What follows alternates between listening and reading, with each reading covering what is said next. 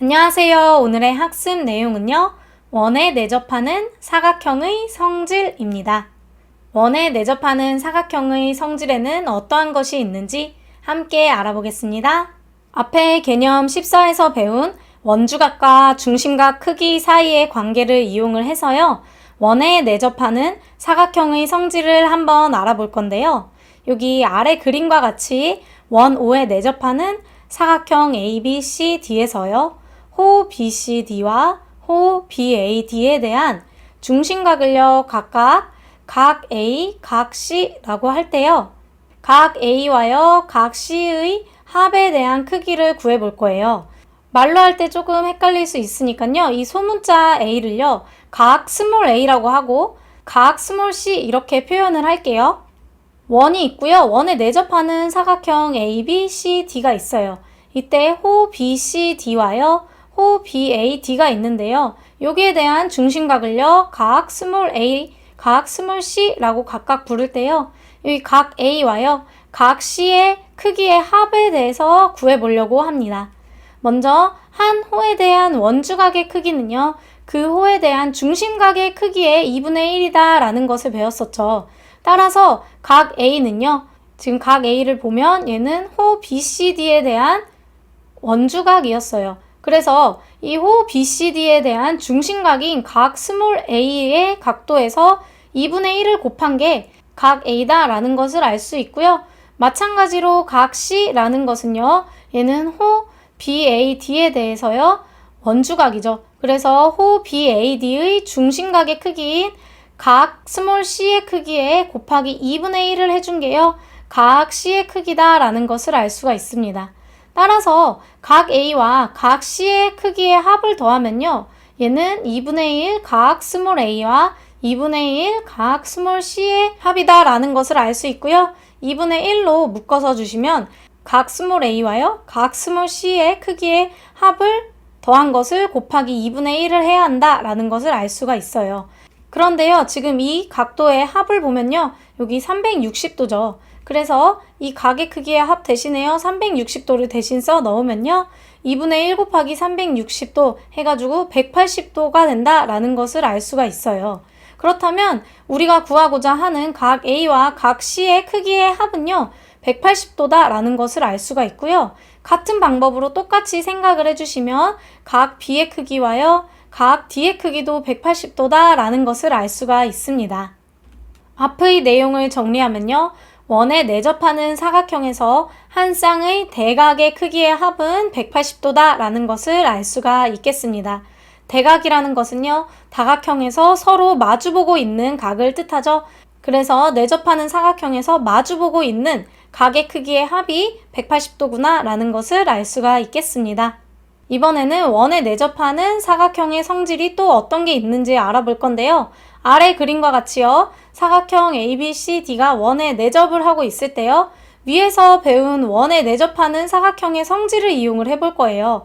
그리고 각 A와 각 DCE 사이의 관계를 알아볼 건데요. 지금 원이 있고요. 원에 내접하는 사각형 ABCD가 있습니다. 이 원에 내접하는 사각형에서 한 쌍의 대각의 크기의 합이 180도라는 것을 방금 배웠는데요.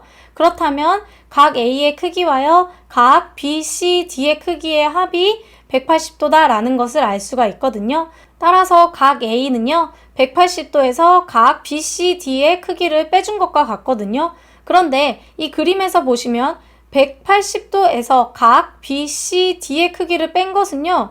이 바깥의 각인 각 DCE의 크기와 같아요. 그래서 보면 각 A와요. 각 DCE의 크기가 서로 같은 것을 확인을 할 수가 있겠죠. 이 내용을 정리를 하면요. 원에 내접하는 사각형에서요. 한 외곽의 크기는요.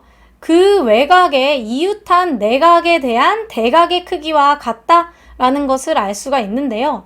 이 말을 떠올려 보세요. 원에 내접하는 사각형이 있는데 거기서 바깥으로 있는 한 외곽의 크기는요. 그 외곽의 입장에서 내각에 대한 대각의 크기와 같다라는 것을 알 수가 있을 겁니다. 그렇다면 이제 사각형이 원에 내접하기 위한 조건을 한번 알아볼 거예요.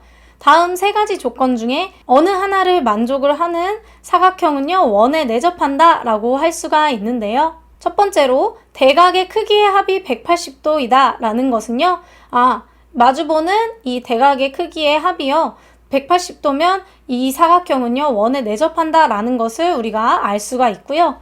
그 다음으로 한 외곽의 크기가요, 그 내각의 대각의 크기와 같으면, 이 각과 이 각의 크기가 서로 같으면요, 이때도 이 사각형은요, 원에 내접한다 라는 것을 알 수가 있고요.